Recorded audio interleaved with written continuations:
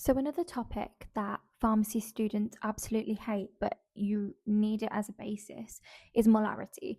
So you should have learnt about this during GCSE chemistry and then further expanded on this during A-level chemistry.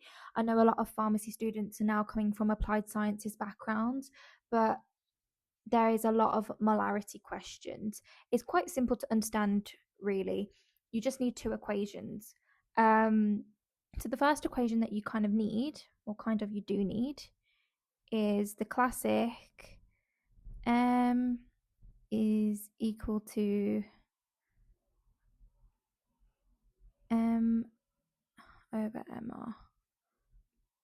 So M is your mass. Your mass in a standard moles equation is grams. Your N is moles, but that's also in moles.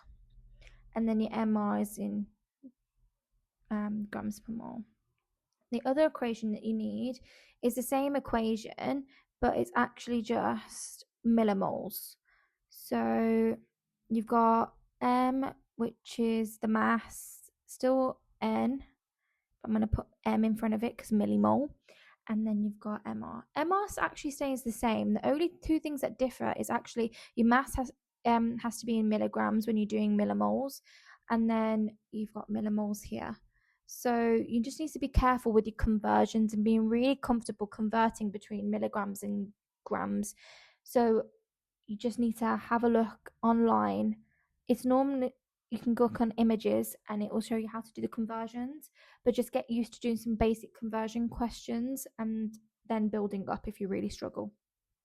So then I wanted to go through a question that kind of applies that, and it's got a bit of a pharmacy practice idea around it. So a prescription requires 0.05 moles of sodium bicarbonate, and they've given us the MR as 84 grams per mole. How many grams must be weighed? So it's quite simple. Use the N equals M over MR equation and just sub it all in. So we've got 0.05 moles in the question. We don't know what the mass is. Oh, I'll change that to M. And then we know that as 84. So basic algebra, we move the 84 to the other side to get M on its own.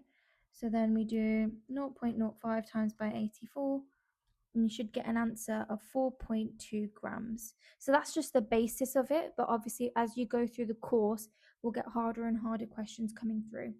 Another thing that I want to address is a concentration that fits under the same bracket.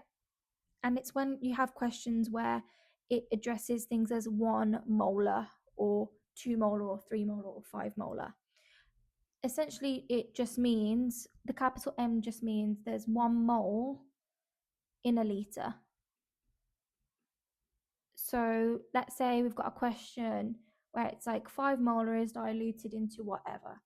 Then you need to express that 5 molar as 5 moles in 1 litre, and then work it the way I presume the question will be cross multiplication, but that's essentially what the capital M means when you get concentration based questions. It's not really relevant to the molar questions right now, but it fits into the same bracket, so I thought I'd address what the capital M means when you're expressing concentrations as well. So yeah, have a go at the questions. They should get progressively harder.